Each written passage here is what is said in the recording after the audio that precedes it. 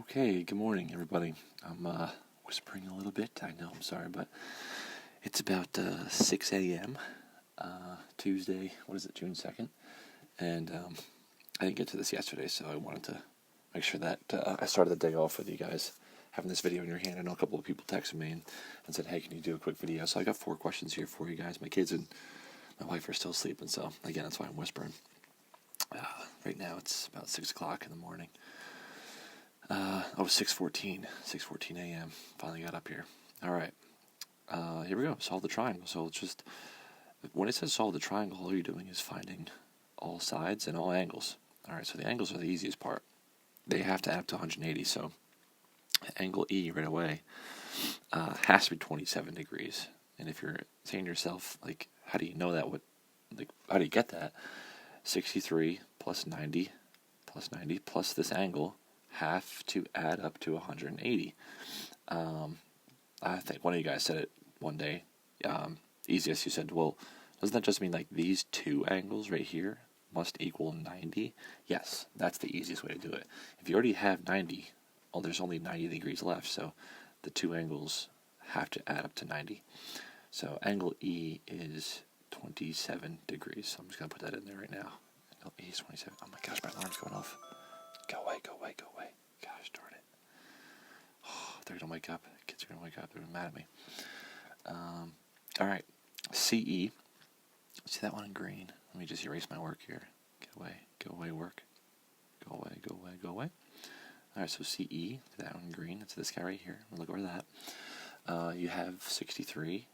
You also now have 27. So you can use any trig function here. You've got all the angles, so you can use any trig function. I'll just use 27 since we just found that. So we got 27 here. This is the adjacent, and this is the hypotenuse. That's going to be cosine. So cosine 27 is equal to the adjacent over hypotenuse. Okay, so there's the setup. So you just use your calculator or mathway.com, whatever it is, and you do 5.6 times cosine 27. Again, make sure you're in degree mode. I know you can't see it right now, but I'm turning my calculator sideways now, and I'm doing cosine 27, parentheses, multiply that by 5.6, and I get 4.989, so I'm just going to go 4.99 for CE. So x equals 4.99, and that makes sense because the hypotenuse should be the longest side. 5.6 should be the longest side, so CE and CD should both be, smaller than that. Okay, so there's that one. I'm gonna do this differently this time. So I'm gonna take out those things, and I'm going to not find CE anymore. I'm going to find CD now. I'm going to do this one in blue, I guess. But now I'm going to use 63, just to show you that you can use, any one. So cosine 63, I'm looking for CD. I'll put that as my x. So I'm looking at the adjacent and hypotenuse again. So cosine of 63 now. Adjacent is x, hypotenuse 5.6. So I'm using 2 different angles to find 2 different sides. You can use 27 both times. You can use 63 both times. You'll get the same answer. So I'm going to pick up my calculator. Cosine 63. Cosine 63, multiply that by 5.6. Yeah, 2.5. 2.542, so I'm going to go 2.54. 2.54 be my answer there. And there you go, there's one down. So, not bad, these are pretty easy. Find all 3 angles, find the side lengths, and you're good to go. Let's see, what's my next one? Okay, here we go. Solve the right triangle. So again, we know that these 2 angles have to add up to 90 degrees. So that's 22 degrees right there. So angle K is 22 degrees. So I'm just going to take that out. 22 is angle K. And so that one's pretty easy. We've got to have adjacent and a hypotenuse. So I'll use 22 for IK. So we're looking for x right there. So that's a cosine again. So cosine 22 is equal to the adjacent over hypotenuse. Oops, that's a bad 5, but you get it. So I'm just going to switch, right? When you have the variable on bottom, you just switch it with the trig function, so it's going to look like this. X equals 5 over cosine 22. Makes it nice and easy. So now I can just solve. I'm going to use my calculator now. Clear everything out. 5 divided by cosine 22. equals 5.3926. So I'm going to round to the third decimal, 5.393. There we go. IK is 5.393. So the last question I did, I used both angles. This time I'll just use 22, just to show you like it is possible. Let me just erase my work here. I'll just use 22 again. Move my X over to the other side. I'll do this in green. Go, green, go. X over there. Okay, so 22 again. So now I've got opposite and adjacent. That's tangent. So I'm going to do tangent 22 is equal to opposite over adjacent. There we go. So now I'm just going to multiply both sides by 5. So I'm going to pick up my calculator. Tan 22. Tan 22, multiply that by 5. 2.02. And again, I'm whispering because I don't know if you could see, but up here, it's pretty early, 6:19 a.m. Top left of my screen there, you can see that. But again, I just wanted to get this video out to you guys. So there you go. There's 2 done. Let's do another one. I got 2 more for you guys. Oh wait, no, that's the wrong way. Oops. There we go. Solve the right triangle. Again, this is R10. R10. Oh, so I got some radicals in here. Sweet, nice. And it does say find both angles this time. That's pretty sweet. Okay, we can do that. So HI, that's just a classic Pythagorean theorem question. A squared plus B squared equals C squared. So I'll do it that way. It's nice and easy. So root 33 squared plus 3 root 11, the entire thing squared, is equal to C squared. Oh, ran out of room. Crud. I have to redo that one. Go away. Ugh. Boy, oh boy, that was a bummer. Root 33 squared. Oof, it's a bad one.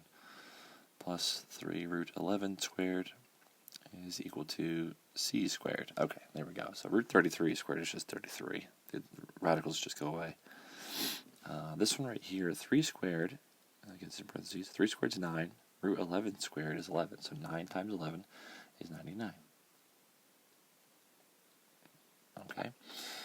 33 plus 99 is 132. 132 equals C squared. Okay, so now I'm just going to look. For perfect squares that go into 132. So right now I'm lifting up my calculator. I'm just going to divide by 4 first, see what we get. Oh wow, we get 33. Okay. So that was nice and easy. Okay, so to square root both sides. Alright, so I tried 4 first, obviously, because it's the smallest one. So there we go. So the square root of 4 times the square root of 33 is 132, but we know that the square root of 4 reduces to 2 root 33. There we go. All right, so HI is 2 root 33. I'm just going to put that in there. I'm going to erase my work, give myself some more room. And now we can find the angles. Oh, wow, that's a lot of erasing. And again, if you don't want to use Pythagorean theorem or that, or simplify radicals, mathway.com. Mathway is a great calculator. Everything that you just saw there, it'll do it for you. All right, so now we got to find the angles. So that's the inverse. We'll start with H. H. Oh my gosh, I just heard movement upstairs. Oh no, it's way too early. Way too early. H. Okay. So you could say opposite and adjacent. That is the tan function. So tangent of H is equal to opposite, bad 11, over adjacent.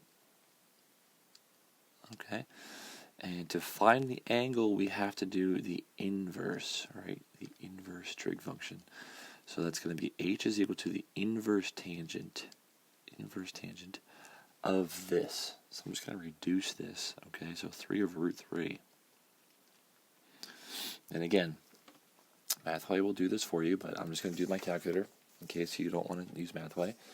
So right now I'm going into the second option of my calculator sideways. And I'm doing inverse tangent. I'm typing in 3 divided by the square root of 3. All right, and I got a nice number, 60 degrees.